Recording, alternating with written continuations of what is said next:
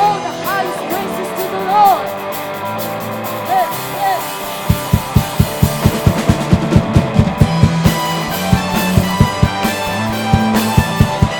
Going to shout the highest praises.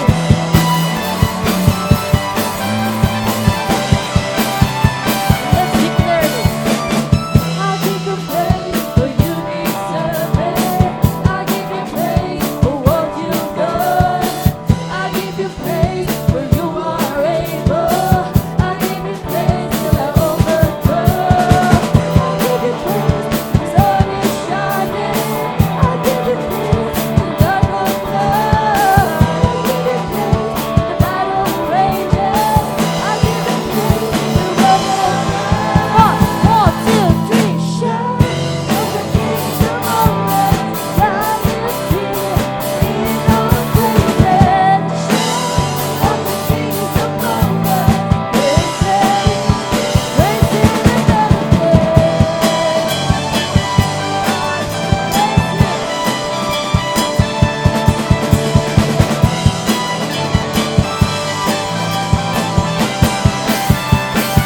One more time.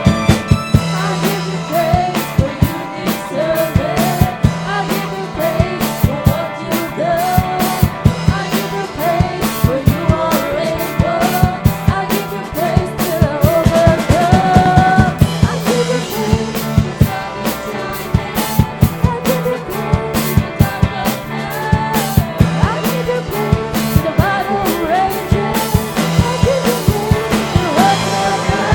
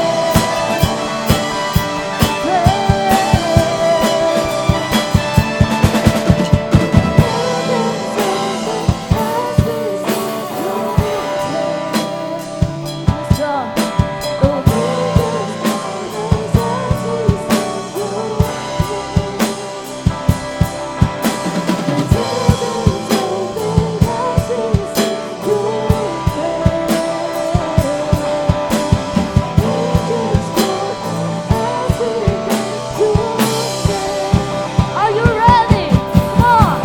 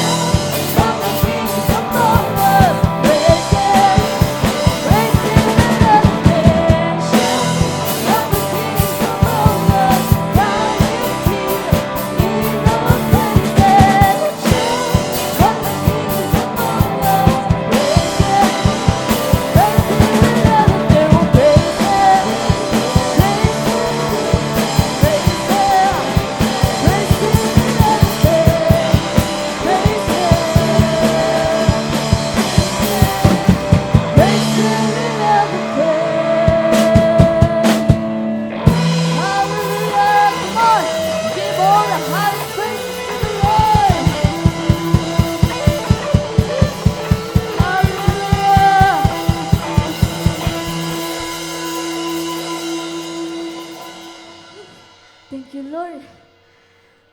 Thank you, Lord, for this service, oh God.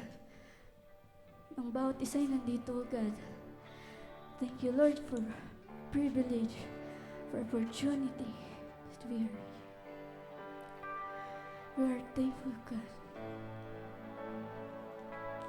And as we sing this song, let's feel the presence of God.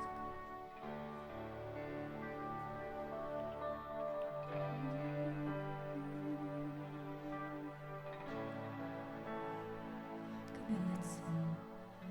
Over the mountains and the sea, your rivers will love me, and I will open up my heart and let the healer set me free.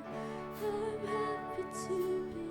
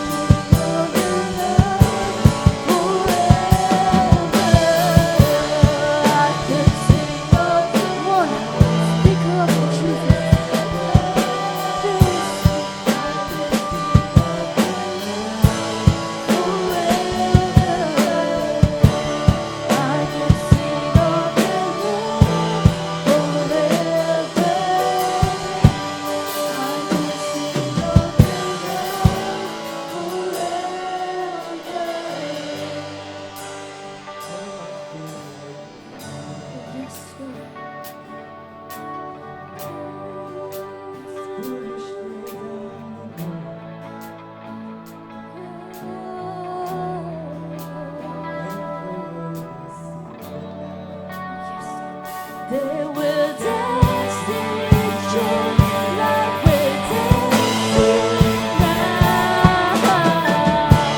I can sing of your love forever. I can sing forever. I can sing of your love. Come on, speak it. I can sing of your love forever. I can sing of your love forever. I can sing of your love forever. I can sing of your love forever.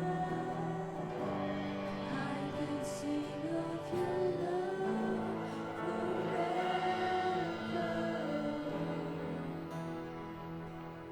In this place, your presence, your goodness, your holiness, you are the name above all names.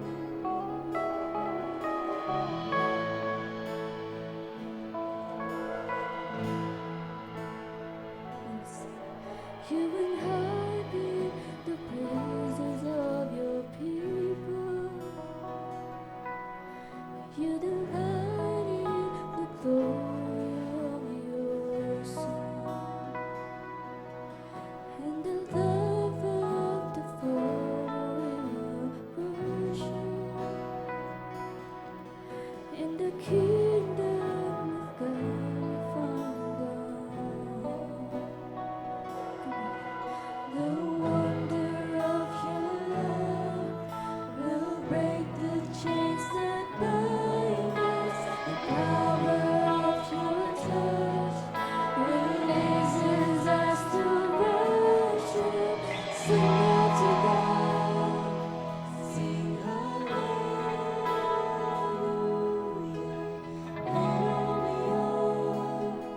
We will worship you.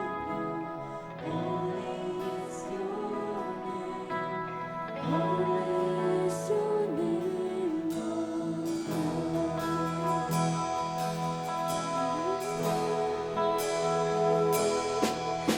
Together we'll lift the name of Jesus. And together we'll sing of your kingdom. We will join with the angels and praise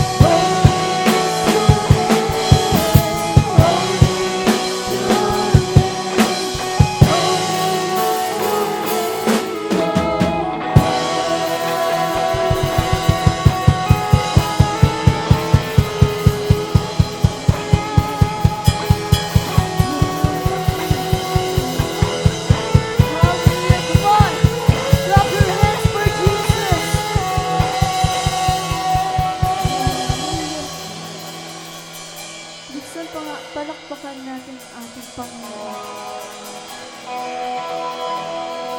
Totoo, how great is our God. And His goodness will never end to us. Lord, as we continue this service, Ikaw ang manguna sa bawat isa, O God.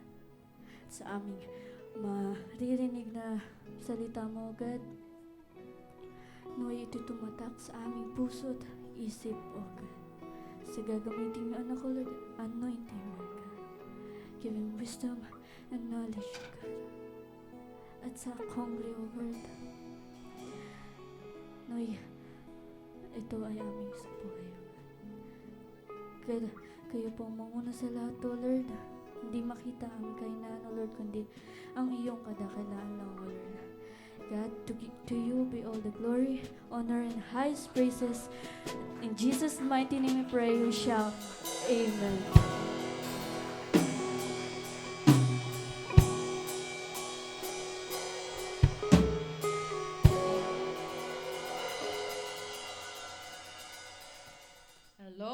Blessed Sunday morning sa lahat. Okay. Sige, palakpakan po natin ang ating Panginoon. Sabi mo sa katabi mo, natutuwa ako, ikaw ang katabi ko ngayon.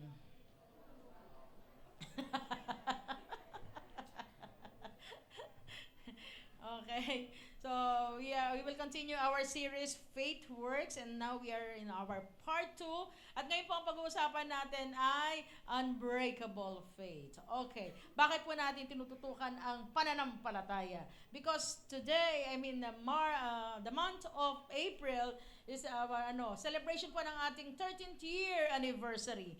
At sa pagharap po natin ay 13 taon sa ating church, we are praying na marami pa tayong breakthroughs at marami pang gagawin na miracles ang Diyos sa buhay natin at sa church. Amen? Sige, palakpakan natin ang Panginoon sa lahat na naniniwala. Okay, at ganun din, kailangan natin tutukan ng pananampalataya. Bakit? Alam niyo ba, ang target sa mga Kristiyano ng kaaway ay ang ating faith. Everybody say faith.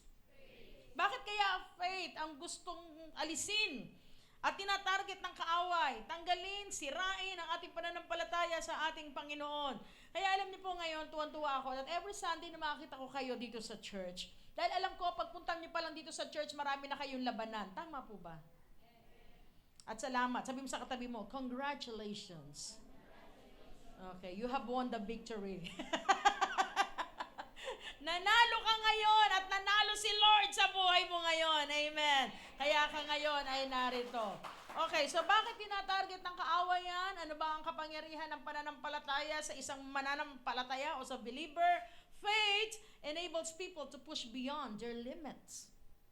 Na kahit sabihin mo na hindi mataas ang kanyang pinag-aralan, alam niya sa sarili niya at sa pamantayan ng mundo, siya ay kapos o kulang, pero naniniwala siya na ang Diyos na kanyang sinasabat pinaglilingkuran ay Diyos sa mga kagawa, higit sa kanyang kakayanan. Amen. Because we are serving the unlimited God. Amen. Kaya ganun ang kayang gawin ng mga taong may pananampalataya. Ano ba? Pag ikaw may pananampalataya, enables people to accomplish beyond their readiness and willingness. Sa isang taong nananalig ng lubos sa Panginoon, wala siyang kinikilalang bakod o hangganan.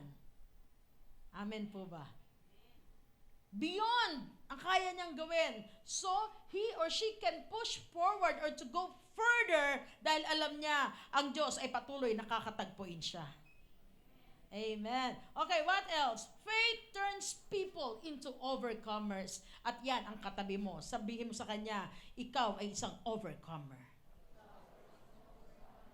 Anong sabi niya? Hindi nga. Nag-doubt agad eh.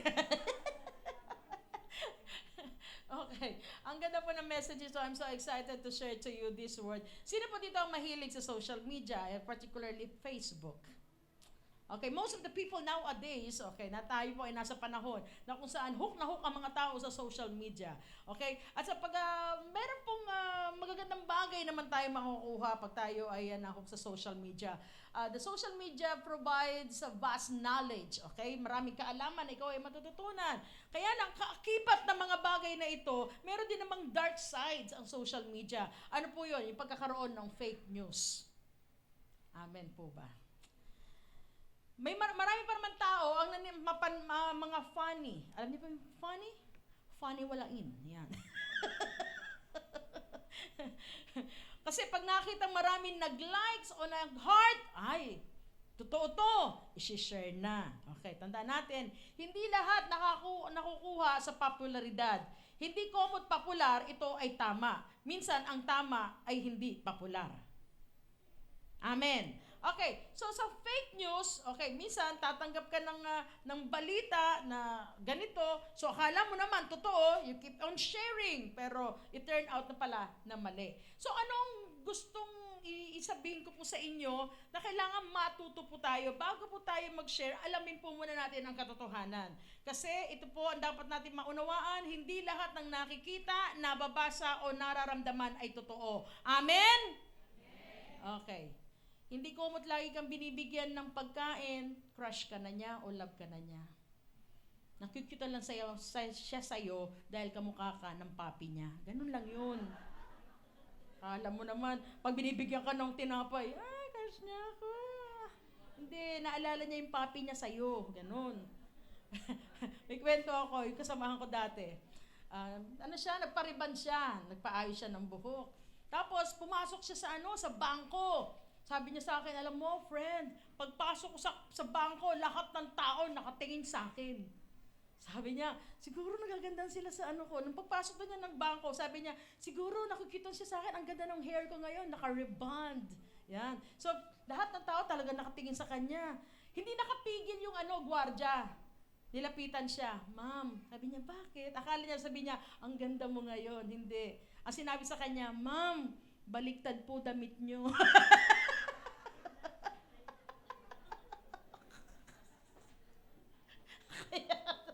Kaya sabi ko sa inyo, hindi lahat na nakikita, minsan nakakaloko yan. Amen po ba? So sa ating buhay, ganito rin. Ano po aplikasyon niya sa ating buhay? Our life is full of events. Merong mga pangyayari na nakakalungkot, nakakatuwa, nakakadismaya. Kaya lang, minsan, you have to filter out kung ano yung response o yung salita na tatanggapin mo sa buhay mo. Because sometimes our brokenness, ito'y nanggagaling sa mga sinasabi ng mga tao na nakapalibot sa atin. Minsan may nangyayari na sa ganyan, di ba? At lalong-lalo na, pag ikaw may pinagdadaanan, ang number one na unang bubulong sa iyo, walang iba kundi ang kaaway na si Satanas. Ang sasabihin sa iyo, akala ko ba, mahal ka ng Diyos? Ba't ganyan na nangyayari sa buhay mo? Diba? Yung asawa mo dati maldita lang. Ngayon, bruhilda na. Diba? Diba? Yung anak mo dati pasaway lang. Ngayon, parang kanang kamay na ni Satanas. Ganyan. Diba? Yung parang imbis na bumuti, pasama pa ng pasama. Diba? So minsan, kung iyan ang ibubulong sa'yo ni Satanas, at ikaw naman, funny walain, oo nga. Diba? It will cause brokenness, disappointments, and frustrations. Amen? Kaya nga, i-filter out natin. So, yun ang gusto ituro. Ngayon, gusto ba natin makawala sa ganung paniniwala or we want to have an unbreakable faith? Sino po dito gusto magkaroon ng unbreakable faith? Yung talagang paniniwala na, yes, meron man akong pinagdadaanan ngayon, pero naniniwala ako sa sinabi ng Panginoon. Nagpinaglaban niya ako, at kung ano man meron ako ngayon, this story will end in victory. Amen. Hallelujah. Sige. Now, pag-aralan natin ang isang istorya. Though, ang tagal nyo na po itong napapakinggan at na-share, this is one thing that is amazing to Bible, sa Biblia. Kasi ang Biblia ay puno ng mga istorya na makaka-relate tayo sa every situation or events ng ating buhay.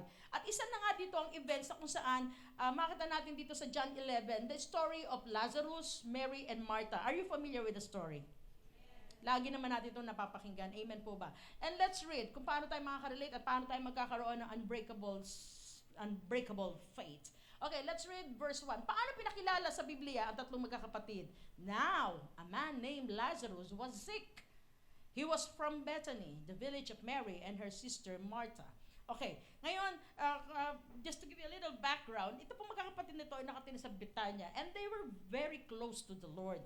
Na pag ang Diyos ay, pag si Jesus ay pupunta doon, titiyakin niya na dadaan na muna siya sa kanyang lantahanan. And they warmly welcome the Lord Jesus Christ. Siguro meron pa silang kwarto para kay Jesus at si Martha, syempre, ipagluluto na agad niya ng masarap na spaghetti, pansit, sopas, anything. Siguro, kung ano favorite ni Jesus, yun ang pagluluto niya.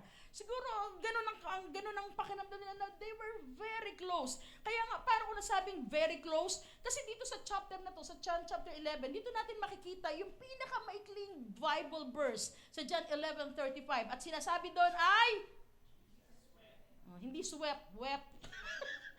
Nagwalis, ano yun? Wept, okay? Nanangis. Bakit nanangis sa Panginoon? Kasi namatay yung kanyang best friend na si Lazarus. They were very close. Ganyan ang pagkakadescribe sa kanila. At tayo, minsan, meron tayong kaisipan pag close. Hindi ako pwedeng pahindihan ito. Meron something happened.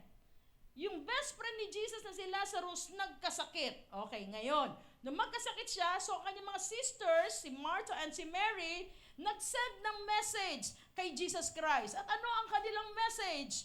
Lord, the one you love is sick. Jesus, Panginoon, ang iyo pong kaibigan, matalik na kaibigan ay may sakit. Ngayon, tingnan natin. Ang ibig sabihin ng statement na to, that's why I highlighted this. Kasi tayo bilang mga tao, pag isang tao close sa atin, siguro ang iniisip nila na, Lord, diba? Lagi kang tumutuloy sa amin. Diba? Lagi ka namin pinapakain. May sakit ang kapatid namin. Please naman, unahin mo kami. Amen. Alam ko, Lord, marami kang pinapagaling. Pero unahin mo kami, Lord. Close kami sa iyo diba? At minsan, ganun tayo sa Panginoon. Pag tayo nananalangin, Lord, hindi ba, Lord, nag-church na ako every Sunday? Di ba, Lord, nagbabasa na ako ng Bible? Di ba, Lord, isang oras na ako manalangin ngayon? Di ba, Lord, tumutugtog ako sa church? Di ba, Lord, nagluluto ako sa church? Di ba, Lord? Mind you, mga kapatid, hindi ang ating ginagawa ang makakakuha ng atensyon ng ating Panginoon. Ito yung sinasabi ko Minsan ito yung ito yung fake news na meron tayo sa ating isip. Hindi komat may ginagawa tayo, ibig sabihin, tutugunin tayo agad ng Panginoon. Kasi sa ating mga tao, pag ang isang tao na malapit sa ating puso ay merong nangyaring kakaiba o masama, halimbawa, may nag-text sa'yo, Ate, si tatay, nagkasakit, nasa ospital.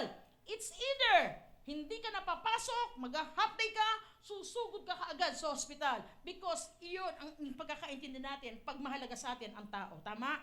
Bibigyan mo agad ng atensyon. Amen? Bibigyan mo agad ng panahon. Tama?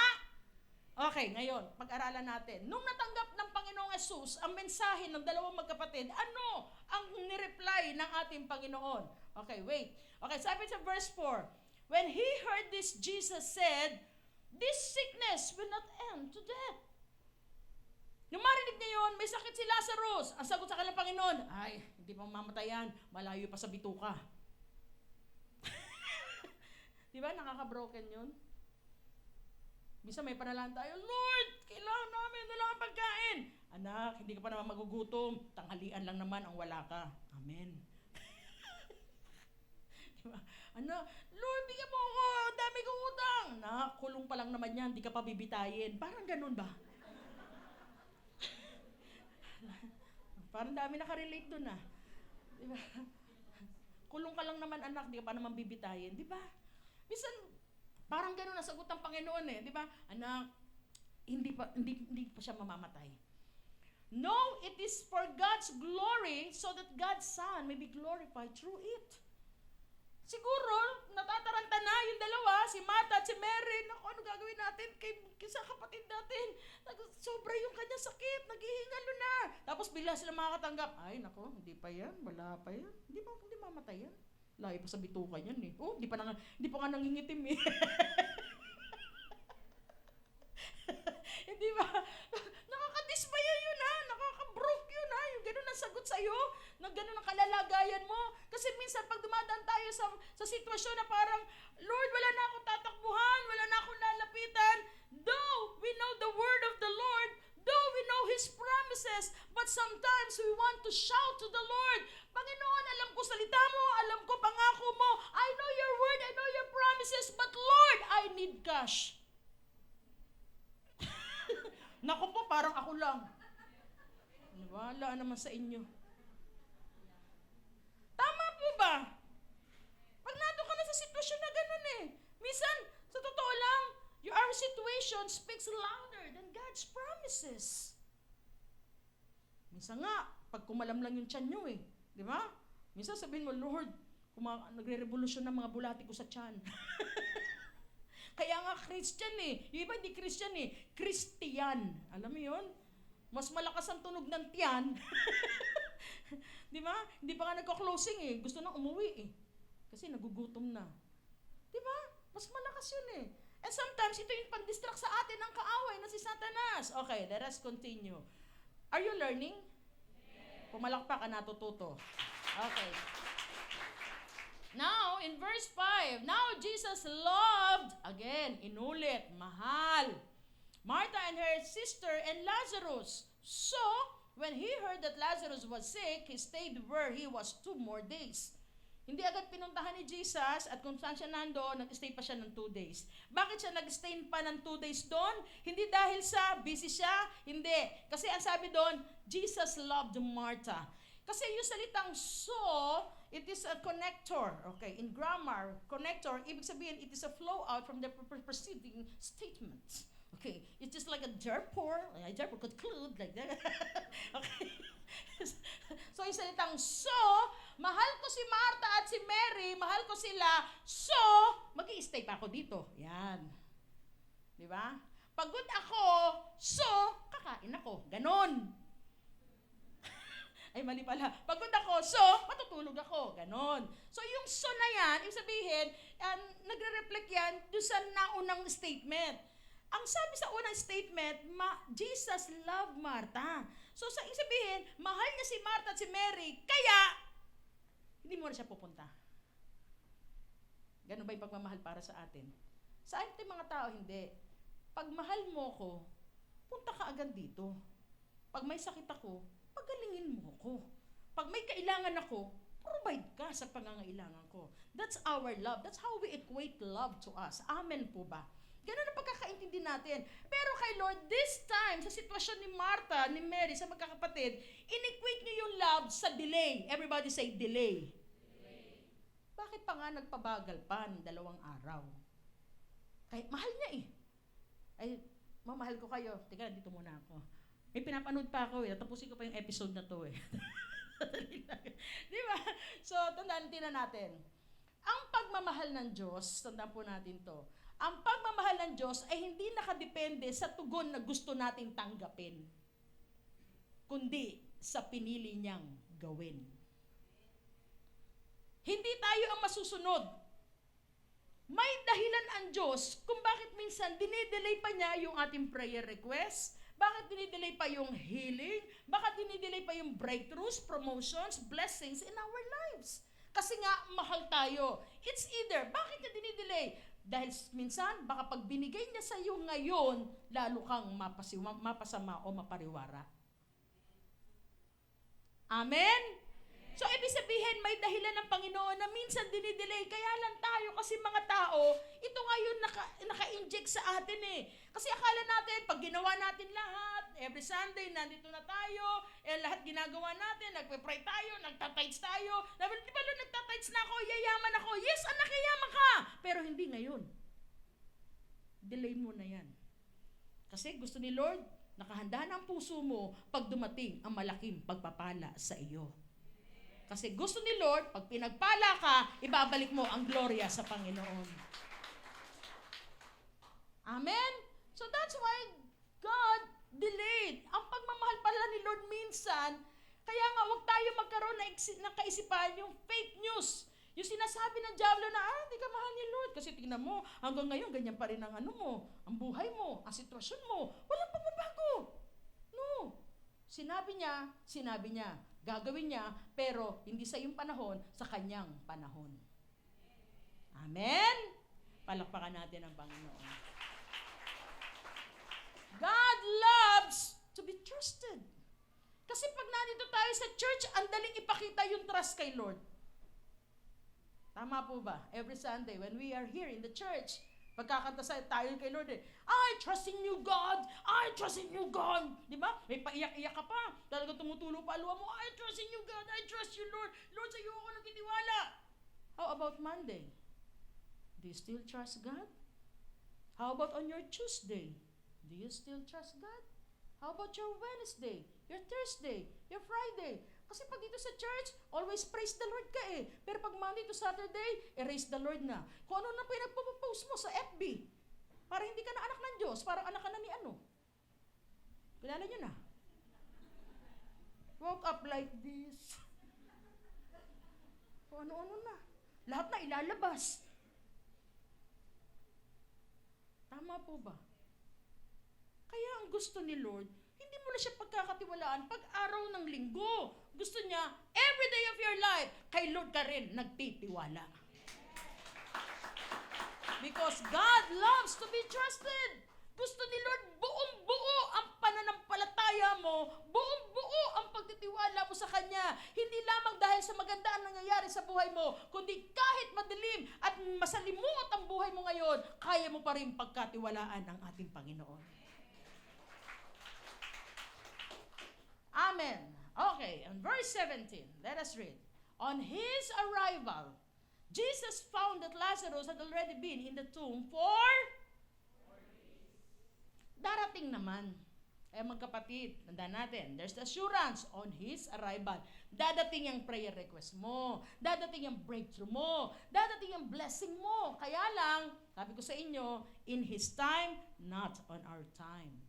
Amen. Ngayon, why I highlighted the word 4 days? Kasi ganito po yun. Sa Jewish tradition po, meron din po silang paniniwala, katulad ng mga Pilipino, na sinasabi nila, pag 3 days pa lang, yung mga kaluluwa ng mga namatay, nasa paligid pa lang. Nakita niyo po ba yung sa Facebook, may istorya, may nakita ko doon, yung gumagalaw yung yung corona ng yung bulaklak ba, yung corona ng patay. Di ba gumaganon? Tapos yung yung mahal sa buhay nila, narito siya! Narito siya! Ganon. Ganon na ganon. Narito siya! Kasi gumaganon. Di lalim may tali lang. Di ba? Kasi halos mamatay yung nanay niya. Narito siya. Di ba? Ganon. At ganon din ang paniniwala ng mga Hudyo, ng mga Israelita. Pag 3 days, alam nila, nandyan pa. Ang mga espiritu o mga kaluluwa niyang, pwede pang bumalik. May chance pa. Kaya sinigurado ni Jesus, 4 days, sigurado, patay na si Lazarus. That even traditions o superstitious beliefs ay masisira. Na pag siya ay nabuhay na, hindi dahil sa kanilang paniniwala o pamahiin, mabubuhay si Lazarus dahil sa kapangyarihan ng Panginoon. And that's also the reason sa ating mga buhay. Bakit dinidelay ni Lord yung mga blessing, yung mga breakthrough sa ating buhay? Kasi minsan, pag ikaw ay gumaling, kasi nag-vitamins ako kasi uminom ako ng ganito Hindi. Minsan dinidelay ang healing mo dahil gustong patunayan ni Lord, hindi ka sa gamot gumaling, kundi sa kapangyarihan ko. Hindi ka bless ni Lord dahil mahusay ka, madiskarte ka, matalino ka. Minsan dinidelay ang blessing dahil gusto ni Lord, sumuko ka na sa Kanya at sasabihin mo, Lord, hindi ko na kaya to. And that's the time nagagawa si Lord ng miracle sa buhay mo. Para patunayan, hindi ikaw, hindi kanino man tao, kundi tiyak si Lord ang gumawa ng himala sa buhay mo. Gustong alisin ni Lord sa ating isip, sa ating puso, na merong pinagmulan yung miracle na yan, na may ibang source ang gustong patunayan ni Lord. Kaya sinabi niya, hindi pa mamamatay yan.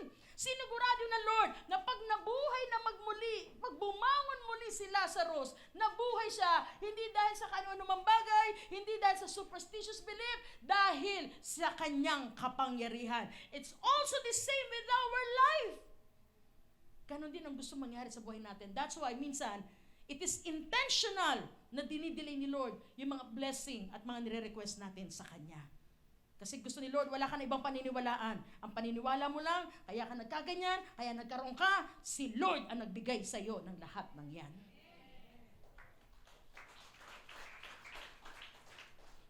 His answer will surely come, but not on our time, but in His. Kasi, sa verse 20, when Martha heard that Jesus was coming, she went out to meet Him, but Mary stayed at home. Kanina, pinaliwanag ko, sinabi sa atin ng Bible, ang sabi doon, laging welcome ang Panginoon. Pasok po kayo dito. Siguro may kwarto, may special place si Jesus. Kaya lang nung mangyari ito, biglang marinig lang ni Martha, oy, nandito si Jesus parating. Lumabas siya. Ibig sabihin, hindi na siya pinapasok sa bahay nila. Si Martha na lang ang lumabas. Sinalubong na agad si Jesus. And when he saw Jesus, ito ang sabi ni Martha, Lord, Martha said to Jesus, if you had been here, my brother would not have died. Sinasabi ni Martha, yung kanyang disappointments, di ba close kami sa'yo? Bakit ngayon ka lang dumating? Sana kung dumating ka, noon, buhay pa yung kapatid namin. Disappointments. At minsan ganun tayo sa Panginoon, di po ba? Minsan sinasabi natin sa Panginoon, Panginoon, sana nung time na yun, nung medyo bata pa ako, nag-provide ka na sa amin eh.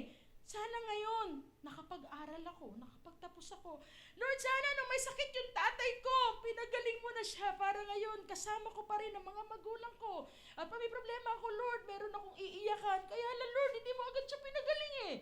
Do we have that kind of prayer minsan? Parang hinanakit natin sa Panginoon. Di ba, Lord, may mga tao naman na pinadala ka, akala ko close ako sa kanila, pero parang ilangan ako, hindi ko pala sila pwedeng lapitan. Lord, ano to? The same sentiments naramdaman.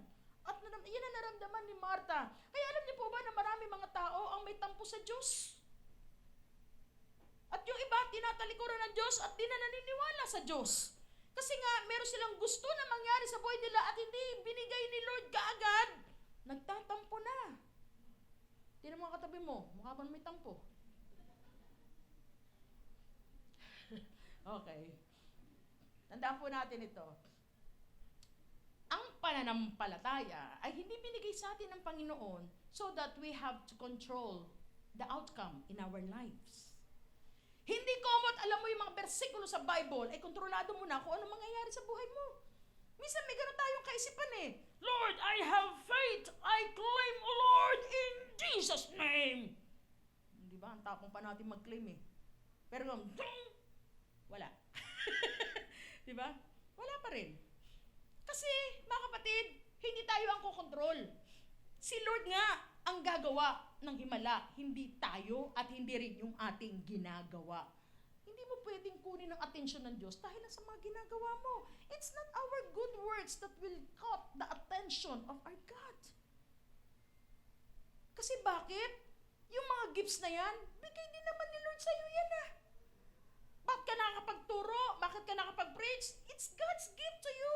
Binigay ni Lord sa'yo yung karunungan. O tanggalin ni Lord yung karunungan na yan. Makakapag ano ka pa? Hindi. So tandaan natin yung mga gifts na yan, hindi natin dapat ipagmalaki yan. At hindi natin pwedeng ipamukha kay Lord, Lord, ganito ginagawa ko ha. No, you cannot. It's still God who has the control in our life. Kasi pag gusto ni Lord, walang makakapigil. Amen! Hallelujah! Ngayon, tandaan natin, the unbreakable faith na tinatawag, it does not go as you expected. It needs. Ano kailangan daw? Para daw mabuo, maging matatag ang iyong pananampalataya, kailangan masanay ka na hindi lahat ng gusto mo pwedeng ibigay agad sa iyo ng Panginoon. Kasi tayo mga tao, gusto natin agad-agad, as in always now. Di ba? At sabi ng mga psychologists, meron tayong instant gratification na tinatawag. Kasi nga sa ating buhay ngayon, uso na ngayon lahat ng instant. Mag-text lang na, miss you, love you, mama. Paglabas niyan, holding hands na. Tayo na. Instant boyfriend. Di ba? Instant coffee. Ang dali lang. Di ba? 3-in-1 na lang. Lahat na instant. Instant noodles. Samantalang noon, kailangan pa namin manghuli ng manok. Ilalaga pa namin yun. Di ba? Pero ngayon, instant na lang, buhos-buhos na lang ng tubig. Kaya minsan, pati yung faith natin, gusto natin ganun din. Pag nag-ask tayo kay Lord, gusto agad, instant answered prayer. Hindi ganun.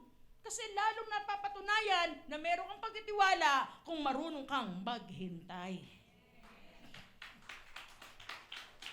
So the unbreakable faith, ito ang gusto na message na i-relay ng Panginoon sa magkakapatid. Gustong i-elevate, i-level up yung kanilang faith na gustong patatagin. Hindi yung in-expect nyo mangyayari. Ibig sabihin nun, hindi ko na kayo mahal.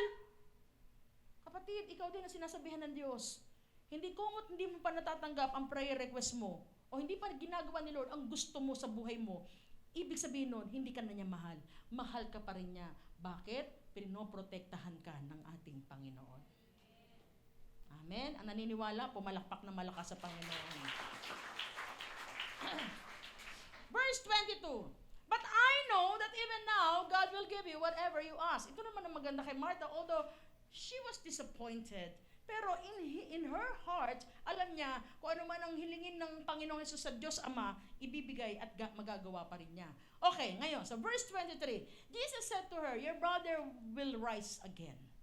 Martha answered, I know he will rise again in the resurrection of the last day. Dahil naniniwala si Martha, kaya nung sinabi ng Panginoon na, yung kapatid mo, mabubuhay muli yan. Oo, alam ko mabubuhay. Kaya alam sa matagal pa, resurrection day pa. Sabi niya. Kaya nga, sa verse 25, itong sinabi ng Panginoong Hesus sa kanya. And Jesus said to Martha, I am the resurrection and the life. The one who believes in me will live even though they die. Martha, ito sinasabi ko sa iyo. Ako ang buhay at ako ang muling pagkabuhay. Kahit 10 araw na patay na yung kapatid mo, kaya kong buhayin yan dahil ako ang nagbigay ng buhay sa kanya at pwede ko rin ibalik sa kanya. Amen? Anong ibig sabihin nito mga kapatid? An unbreakable faith, you anchor, inaangkla mo ang iyong pananampalataya hindi lamang sa kayang gawin ng Panginoon, kundi inaangkla mo ang pananampalataya mo dahil kilala mo ang ating Panginoong Hesukristo. Kilala mo siya. Yes, maaring wala, pero pwedeng gumawa ng himala ang Panginoon. Dahil sa Diyos, walang imposible. At kung ang Panginoon ang kinikilala mong source ng lahat ng bagay, mawala man yan sa'yo, may kakayanan ang Diyos na ibalik sa'yo yan. He created the world. Lahat ng meron tayo sa buhay natin, alam ni Lord, anak niya tayo. Lalo na pag ikaw tinanggap mo, sumampalataya ka sa Kanya, God is committed with all our needs. Hindi niya hahayaan. Si Haring David ang nagsabi nito. Sabi niya sa Psalms, Mula pagkabata, wala pa akong nakita na anak ng Diyos na pinabayaan at namalimos ng tinapay. Tingnan mo yung katabi mo, mukha na bang mamamalimos? Baka mamaya. Di ba? Walang mamamalimos. At hindi hahayaan ni Lord yan. Okay, verse 32. When Mary reached the place, ito naman si Mary, nung makita niya na nandun sa labas ng Panginoon, lumabas din siya. Tingnan ninyo? Hindi na niya nila pinapasok, di ba? Lord! Pero siya ay pumunta sa paanan ng Panginoong Hesus. Lord, if you had been here, my brother would not have died. The same sentiments with Martha. Panginoon, sana kung maaga-aga ka. Sana buhay pa yung kapatid ko eh. Di ba? O ngayon, ito ang amazing sa ating Panginoong Hesus. Kahit minsan nararamdaman mo na nadidismaya ka, nadidisappoint ka, nabobroken ka, still, hindi iyan ang titignan sa iyo ni Lord. Ang titignan niya, yung kanyang sarili at yung kanyang kakayanang gumawa dahil gusto niya maipakita, ma-display ang kanyang power. So, hindi nakadepende ang Diyos sa mood at attitude o ang nararamdaman natin. Kasi tayo mga tao ganito. Minsan, hindi natin bibigyan yung taong yan. Kasi lagi akong, sinosopla niyan eh. Bahala sa manigas. May kailangan siya, bahala siya. Lagi niya akong tinatabla eh. Tama po ba? Ganun tayo. Magiging mabait lang tayo sa mga tao mabait sa atin. Pero ang Diyos, ano man naramdaman mo sa Kanya, still, gagawa pa rin siya ng himala dahil mahal ka niya bilang kanyang anak. Hallelujah. Ngayon, tinanong ng Panginoon, verse 34, where have you laid him? Saan niyo nilibing? Saan yung nilabing si Lazarus, yung kapatid ninyo? Saan nga? Saan? Oh, tanongin nyo. Saan? Saan? Sa Holy Gardens ba? Okay, so, and during the time, ang libingan po ay parang kuweba at nilalagyan lang yan ng takip. Okay? Ngayon, nung makita ng Panginoon, sabi doon sa verse 39, take away the stone. He said, but Lord, said Martha, the sister of the dead man, by this time there is a bad odor, for it has been there 4 days. Lord, pinagtirik na namin ng kandila yan. 4 na araw na, nangangamoy na yan. Kaya lang sabi ng Panginoon, alisin nyo yung bato. Minsan kasi ganito tayo mga tao eh. Pag meron tayong nararamdaman, lagi natin pinagtatakpan. Tama po ba? We are not so honest enough. When God asks us, minsan pag kinukumusta tayo, kamusta ka na kapatid? Okay. Minsan gusto kong marinig sa atin, gusto marinig sa atin ng Diyos, we must be honest enough to say the Lord, Lord, katulad ni Elijah, hindi ako okay. Naalala niyo yun sa 1 Kings 17, nung siya'y showdown sa mga worshiper ni Baal, tapos nang malaman ni Jezebel, Elias, bukas hindi ka nasisikatan ng araw. Nanakbo si Elias, nagtago. Tapos nung makita niyo ng Panginoon, ano nangyari sa iyo, Elias? Sabi niya, Lord, sa dami ng propeta mo, ako na lang nga nakikipaglaban para ibalik ang mga Israelita sa'yo. Pero ganito pa na pala ako? Mamamatay pa, pinapapatay pa ako? Ano yun? Para hindi niya matanggap, na-disappoint si Elias. Pero sabi ng Panginoon sa kanya, Elias, pagod lang yan. Matulog ka, kumain ka. Diba? Ang gusto ni Lord, kayo po ba, alam ko na if you are close enough kay Lord, kaya niyong gawin yon. Hindi naman to the point na mawawala yung respeto mo sa Diyos, pero ang gusto ni Lord na marinig, yung katotohanan. Sabi mo kay Lord, Lord, I'm far from okay. Hindi ako okay, Lord. Marami ako nararamdaman, Panginoon. Sakit ang puso ko, Lord. Diba? Siguro kahit yung tampo mo, Lord, natatampo talaga ako, Lord. Lord, nasasaktan ako. Huwag mong takpan. Huwag mong pagtakpan. Be open. Be honest enough. At minsan, ang gusto ni Lord, sabi ni Lord, saan mo tinanim? Saan nyo binaon yung bangkay? Kasi minsan tayo, lagi tayo mapagbaon eh. Minsan binabaon natin yung mga tampo na yan, yung bitterness, minsan sa ibang tao. Minsan kay Lord, minsan sa ibang tao. At lalo na yung maraming tao ngayon, binabaon yung bitterness doon sa Facebook. Ibabalandra. Magpaparinig. Please, if you are Christians, God is always inviting us. Diba? Sabi na sa Matthew 11:28, come, all those who are weary and heavily laden, and I will give you rest. God is inviting us. Kung ano nararamdaman mo, kung ano tampo mo, kung ano galit mo, kung ano disappointments mo, sabihin mo kay Lord, maging honest ka kay Lord. At hindi kung kanino nyo ibabaon yan. God wants us to be honest. God wants us, sabi ni Lord, sige, tanggalin mo yung bato na yan. Ikaw kapatid, ano pinagtatakpan mo ngayon? This verse is talking not about the physical, but with our emotions. Kasi minsan, kaya tayo nabe-break dahil ang puso, emosyon lagi ang ating pinaiiral. Kaya minsan yung faith natin, nawawala. Hindi tayo makapagpatuloy. If it's always the emotion, yung lagi sa pakiramdam, kaya sabi ko sa inyo, yung lesson na matutunan sa fake news, hindi ka dapat babase sa nakikita, sa nararamdaman, kundi lagi mong paniwalaan kung ano sinasabi sa iyo ng Panginoon. Ano man ang kalalagayan mo, malaki man ang kasalanan mo, kaya ka pa rin patawarin ng Diyos.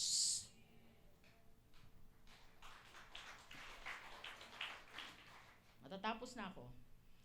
When he had said this, Jesus called in a loud voice, Lazarus, come out! Nung binuksan na, doon na nangyari ang himala. Hindi makagagawa si Lord sa buhay natin hanggat hindi tayo nag-o-open kay Lord.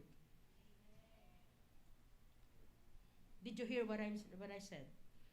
Hindi makagagawa si Lord kung hindi tayo mag-o-open kay Lord. Kasi ang gusto ni Lord, maging totoo tayo. Every time na tayo lalapit kay Lord, maging totoo. Sabi sa John 4:24, and those who worship the Lord must worship Him in spirit and in. Kaya pag lalapit ka sa Panginoon, kapatid, kung kailangan mong iiyak yan, umiyak ka. Hindi yung magtatago ka, hindi ka na mag-church, dahil ang dami mo palang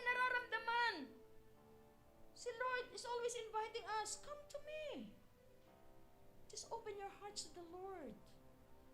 Ang sabi ni Martha, Lord, mangangamoy. Kasi Lord, pag binuksan ko puso ko, makikita mo yung mga cursing na ginawa ko. Yung sasabi ko, ano bang klaseng buhay to? Ganitong buhay ko, wala naman totoo. Ganon. Lord, makikita mo yun eh. Okay lang kay Lord yun. Lord, makikita mo yung pagre-rebelde ko, na imbis na mag-pray ako, uminom ako, nakisama ako sa mga barkada ko, nag-party-party ako.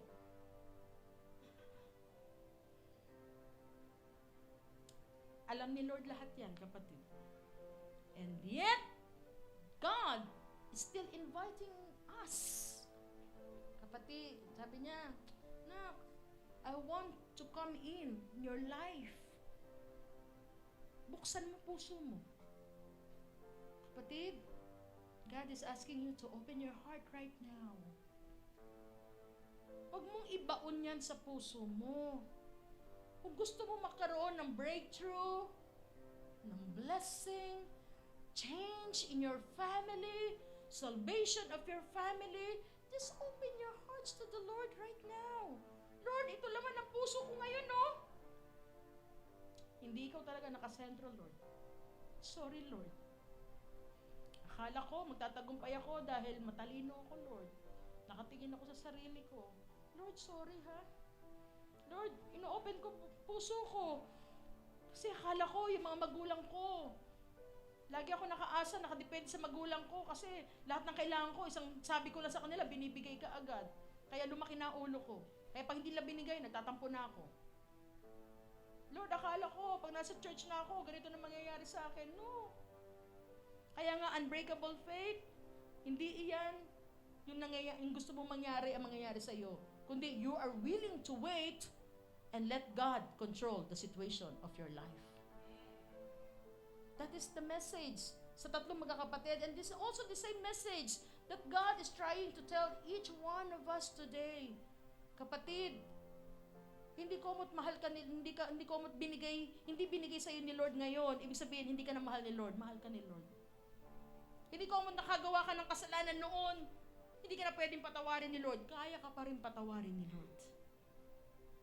At komot matagal na, wala pa rin nangyayari, sa tingin mo, gusto mo nang bumigay, gusto mo nang bumitaw, kapatid, I'm telling you. Pag binuksan mo ang puso mo sa Panginoon, diyan lang magsisimula na gumawa ng himala ang Diyos sa buhay mo. Kasi gusto ni Lord maging totoo tayo sa ating nararamdaman, totoo tayo sa ating pagkakilala sa Kanya. Kaya mo bang pagkatiwalaan si Lord ngayon sa nangyayari ngayon sa buhay mo? Sa lahat ng gusto at willing na magtiwala, will you please stand on your feet?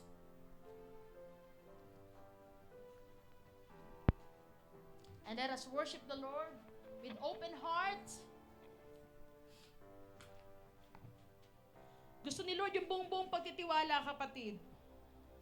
Dahil kahit kailan, kaya kang katagpuin ng Panginoon. Ano man ang kalalagayan at kinakaharap mo ngayon, be honest with God. Lord, nagagalit ako, natatampo ako, Lord. Nararanasan ko lahat ng ito. Lord, I just open my hearts to you. Come on, church, let us worship the Lord. Pag-asa ko, ikaw ang buhay ko, Jesus. Kahit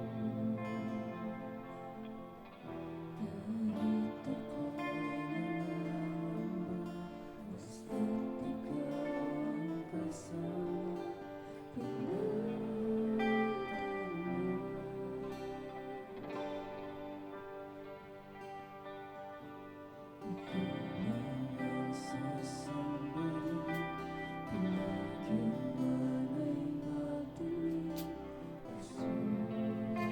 As you open your heart to the Lord, come on, worship Him.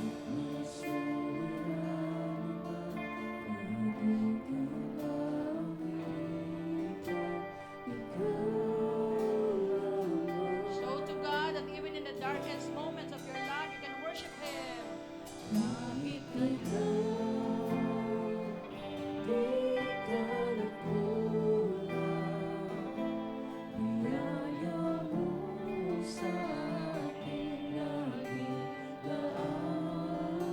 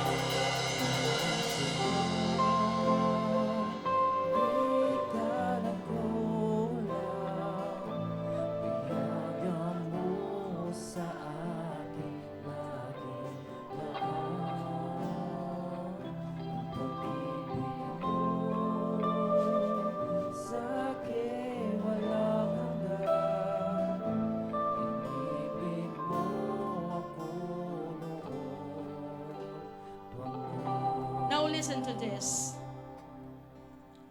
Gusto ni Lord na ibigay mo lahat ng nararamdaman mo sa Kanya. Kasi si Lord, sabi, anak, binaon ko na lahat dyan na. When I was on the cross, sabi ni Jesus, yung mga pako na ibinaon sa aking kamay, ibinaon yun, nandun lahat, yung kasalanan, lahat ng mga sumpa, lahat ng kahirapan, lahat ng karamdaman, ibinaon na lahat sa kamay ko yun eh. Yung koronang tinik, binaon sa ulo ko yun eh. Kaya huwag ka na mag-entertain ng mga negatibong kaisipan na hindi kita mahal kahit kailan hindi kita iniwanan. Mula pagkabata mo hanggang ngayon, alam na alam ni Lord ang nangyayari sa atin. Mangyayari ang Jeremiah 29:11 sa atin, mga kapatid. Kaya lang gusto ni Lord, maging open ka lagi sa Kanya, sumunod ka sa Kanya, at magkaroon ka ng tunay na pananampalataya sa Kanya. Si Lord hindi niya kung saan-saan ibinaon yun eh. Sa sarili niyang katawan na pinahirapan doon sa krus ng Kalbaryo. Pero bakit ikaw, pinipilit mong bunutin yung pako na yan at pilit mong tinatarak sa puso mo? Bakit pinipilit mong tanggalin yung koronang tinik na inilagay na sa Panginoon at pilit mong nilalagay sa isip mo yung mga negatibong kaisipan, kaya ka nahirapan, kaya ka nade-depress, kaya ka nababroken? God carried all on the cross. Binaon na. That's why when He said, it is finished, tapos na. Ang gusto na lang makita sa atin ni Lord, nagpapatuloy tayo, and we will put all our trust on Him. Huwag mong bunutin yung ibinaon na sa krus ng Kalbaryo. Kaya ka nahihirapan eh. You're trying to do it on your way. Please, not on our ways, but in God's ways. Not on your time, but in His time. Kaya ang gusto ni Lord, mamahalin ka lalo ni Lord pag buong-buo mong pinagkatiwala ang buhay mo sa Kanya. Bright side, dark side of your life, you are willing to trust in Him. Lord, kung anong meron ako ngayon, salamat! At kung may darating pa, sobrang salamat, Panginoon! Amen! Hindi ka magtatampo dahil alam mo, may plano sa iyo ang Diyos. Ayaw kanyang mapahamak, ayaw kanyang mahirapan. Kaya you are willing to wait dahil alam mo, doon papakita ni Lord ang kanyang pagmamahal sa atin. Kaya kapatid, if you are willing, then just raise your hands to the Lord. Come on, church. Panginoon, narito ang mga kamay ng iyong mga anak na binubuksan ang mga puso sa iyo. Lord, lahat ng karumihan, lahat ng bitterness, lahat ng tampo, lahat ng mga sumpa and anything, yung pagre-rebelde namin, Panginoon, Lord, forgive us, oh God. Maling aksyon, Panginoon, at maling tugon na ginawa namin sa mga sitwasyon ng aming buhay. Patawarin niyo po kami, Panginoon, kung naniwala kami sa bulong ng kaaway na hindi mo na kami mahal. Pero noon at noon pa man, Lord, mula sa aking pagkabata, hanggang ngayon, Lord, alam ko, mahal na mahal mo ko. At alam ko pa rin, Lord, sa aking puso, na anuman ang dumating na pagsubok, lagi kang nandyan. At ikaw ang Diyos na lagi kong kakapitan. Kaya naman ngayon, Lord, we are praying, ikaw po, Lord, ang humawak sa amin. Dahil kung kami, Lord, ang hahawak sa iyo, there's a tendency na makabitaw kami sa iyo. Pero Lord, ikaw po ang kumapit sa amin, Panginoon. Dahil ikaw na aming Diyos at amang mapagmahal, ano man ang mangyari, hindi mo kami bibitawan, Panginoon. Hindi mo kami bibitawan. And Lord, thank you for your wonderful and amazing love to each one of us. Patuloy pong baguhin ang aming mga puso. Higit sa lahat, magkaroon kami ng unbreakable faith. That no matter what happens in our lives, you are with us. You will never leave us. And you will never forsake us. Salamat po, Panginoon, sa mensaheng ito. To you all the glory, honor, and praise. In Jesus' name we pray. Amen.